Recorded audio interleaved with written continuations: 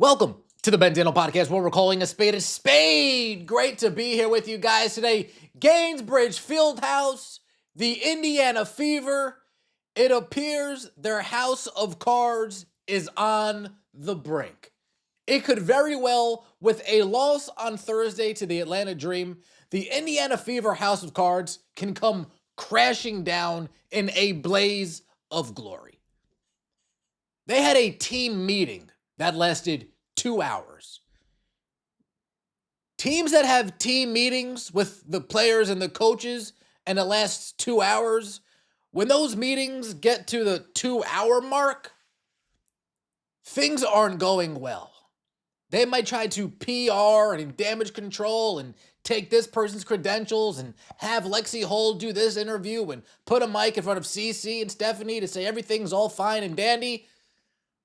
When you're getting into 2-hour meeting territories, tough conversations needed to be had. We fleshed some things out.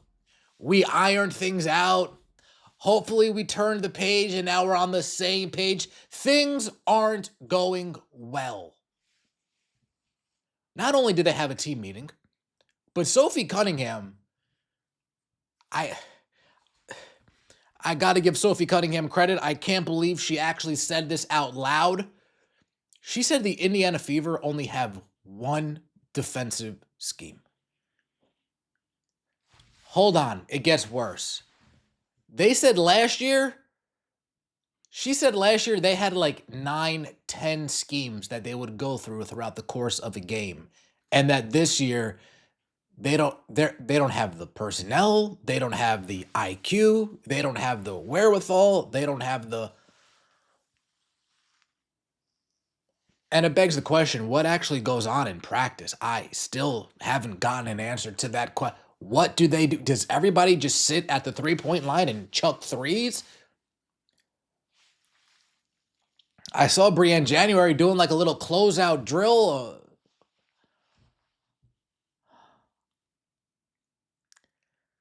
Let's get right into it, shall we? Like the video, hype the video. Let me know your thoughts in the comment section below and subscribe to the channel.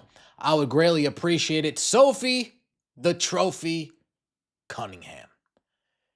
Fever guard Sophie Cunningham said the team had a long meeting on Monday, which was initially coach-led, but became player-led.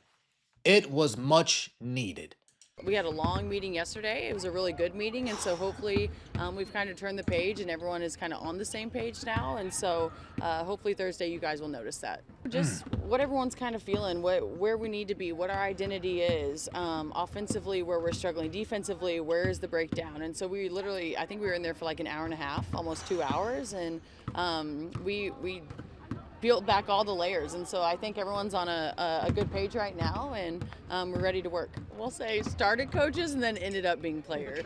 So it was much needed though. You know, after not Golden State, after Portland, I mean that's not it. We can't be playing like that. We're too good, and so we needed that meeting. And like I said, I think everyone's refreshed and ready to. This team is feeling it. They're feeling the pressure. Wow.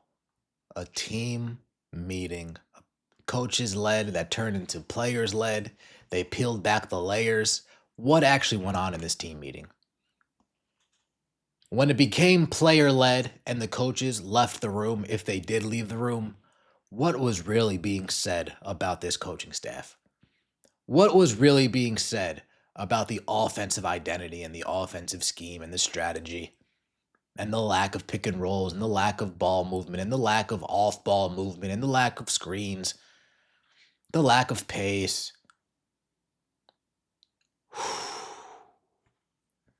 What was being said about the defense? Switching on everything, the lack of rotations, the non-existent paint D, the rebounding. Portland killed us with the offensive rebounds. What was being said about the rotations? If the coaches left the meeting and let it be players only. But something tells me that Stephanie White hovered around to make sure that she wasn't getting bad-mouthed. So the players couldn't really say their part. Wow. This is Sophie talking about one defensive scheme.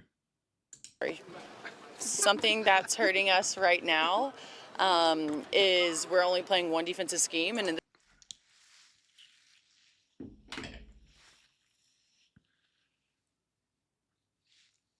She really said that.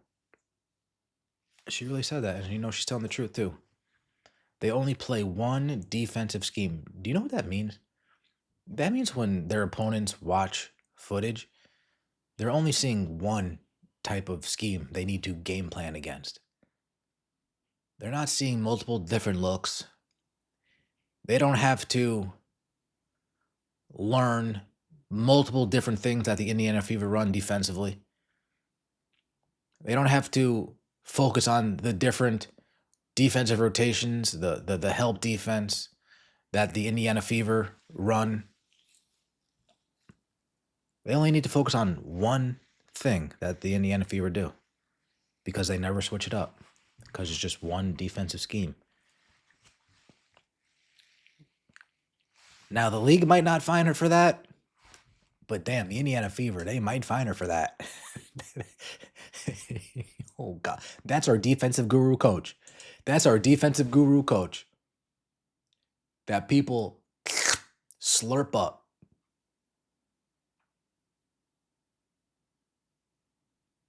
That's crazy. That's nah.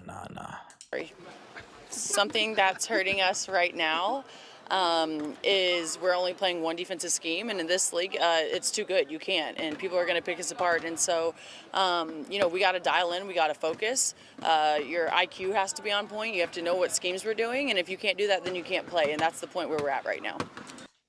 They're at the point where they can't even move on. They can't even get to multiplication because they still don't even know their addition. They can't even get to their times table because they don't even know their addition. Again, what goes on in practice?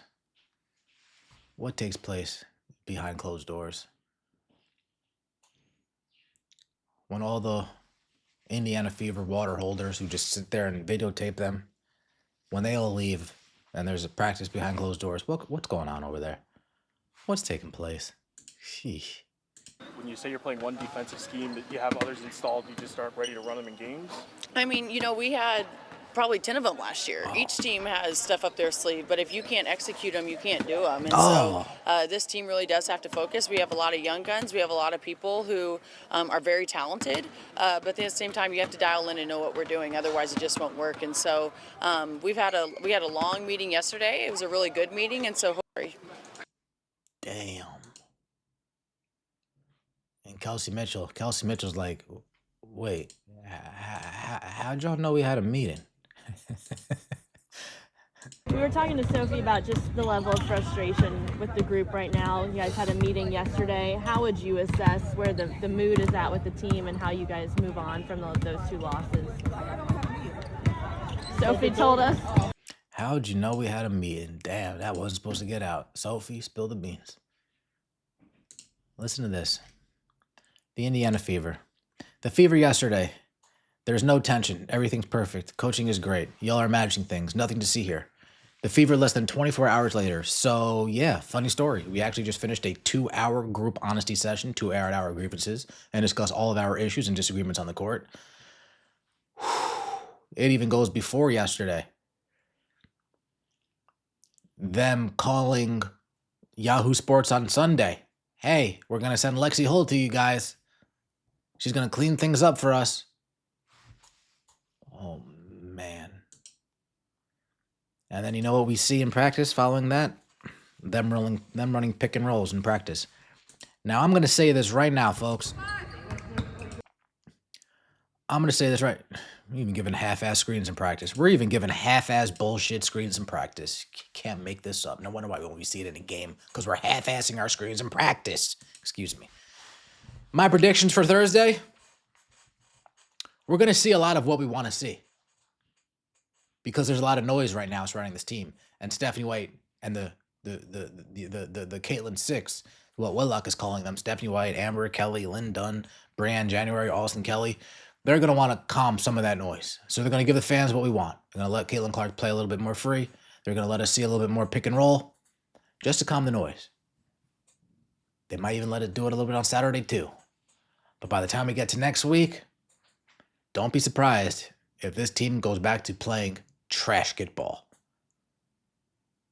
If they lose on Thursday, it's going to be bad. It's going to come crumbling down if they lose on Thursday.